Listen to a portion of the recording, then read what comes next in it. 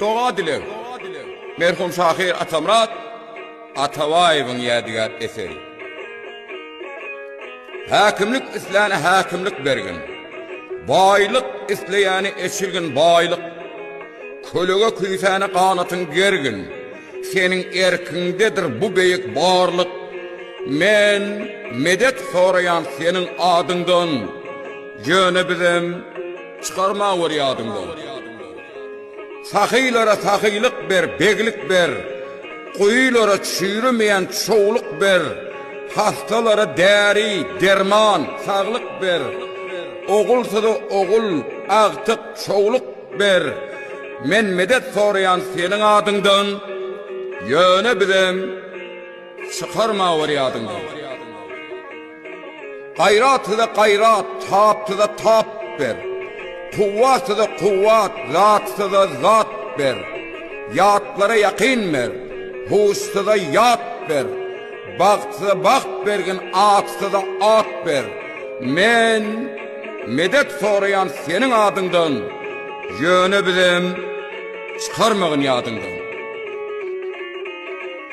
Dervişe cinne ver, fakira sena. El kuşa kanat ber, fakira pena. Mümine soğat ber, gencine dünya. Yolsa da yol vergin, caysa da bina. Men medet sorayan senin adından. Yöne bilim çıkarma var yadından. Şalara adıllık rayata amal. Yurga toynuk ver, ozmasın çamon. Pirlere tağıt ver, ağaçlara tağım. Dilsize dil vergin, zehine kalam. Men medet sorayan senin adından. Yöne bilim çıkarmağın yadından. Sözlere erkillik, düzlere giya. Ata enen ihlasın kılmağın arıya. Yigide erk bergin, qiyidgene haya. Ey perverdigara, ya bar Hudaya, halas et benden doğduk adından. Yöne bilim çıkarmağın yadından. Denglik berde denglik bilen demetme. Kemlik berde il ırsgalan kemetme. Bozgokların bozuk başın cemetme.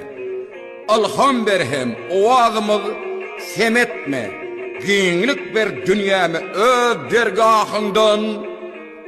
Yöne bizim çıkarma var yadından. Bilbilleri guldarından çıkarma. Akrarlığını akrarından çıkarma. Denizleri kenarından çıkarma.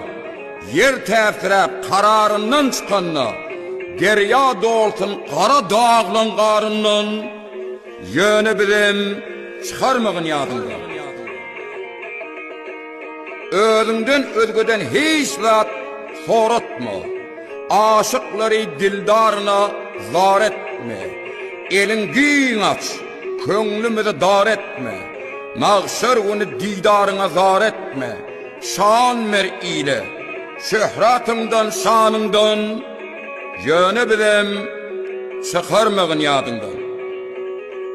Yokluktan bar eden ilahi amin. Bize dergahından beripsin zihin.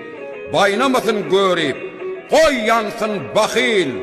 Bismillah ar-Rahmanu ar-Rahim. Mehrivan rahimli Allah'ın adından.